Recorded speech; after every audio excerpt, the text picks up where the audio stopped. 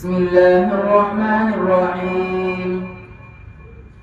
الحمد لله رب العالمين، والصلاة والسلام على سيد الأنبياء والمرسلين وعلى آله وصحبه أجمعين. أما بعد، فإن أصدق الحديث كتاب الله، وأحسن الهدي هدي محمد صلى الله عليه وسلم، وخير الأمور عوازمها، وشر الأمور محدثاتها، وكل محدثة بدعة، وكل بدعة ضلالة، وكل ضلالة في النار.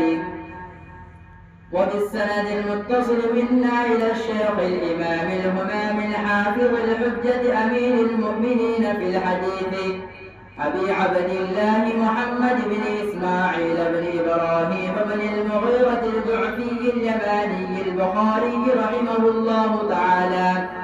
اللهم انفعنا وارفعنا بعلومهم وعلومكم أجمعين، آمين يا رب العالمين. أنه قال: باب إسلام سلمان الفارسي رضي الله تعالى عنه.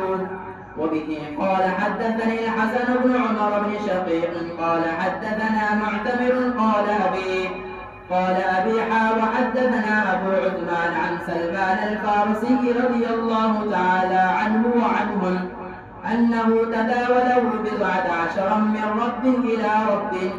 وبه قال: حدثنا محمد بن يوسف البيكندي قال: حدثنا سفيان عن عوف عن أبي عثمان قال: سمعت سلمان رضي الله تعالى عنه وعنهم يقول: أنا من رام هرمز.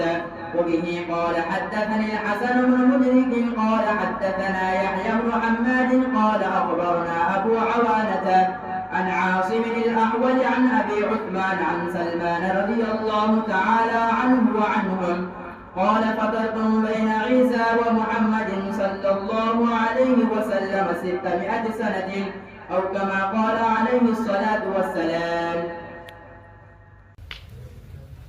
الحمد لله رب العالمين، والصلاة والسلام على رسوله محمد وآله وأصحابه وأهل بيته أجمعين. بسم الله الرحمن الرحيم. باب إسلام سلمان الفارسي رضي الله عنه.